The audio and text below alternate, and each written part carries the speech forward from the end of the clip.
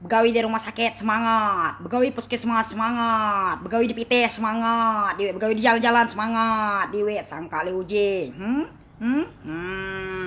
Kama mana le uji. Pokoknya menahi belajar calak dewe nunggu dunia. Tu apa yang masuk di akal dewe itulah yang nak dianengka. Tu apa yang masuk di otak dewe itulah yang nak dianengka. Ha sangka le uji. Tu apa yang dikata pemerintah itulah kita yang nak turun. Au kenapa dewe amas tu yang didekan umbok dewe nak dianengi gale pacak terlaweng, pacak terkempulot dewe sangka le uji.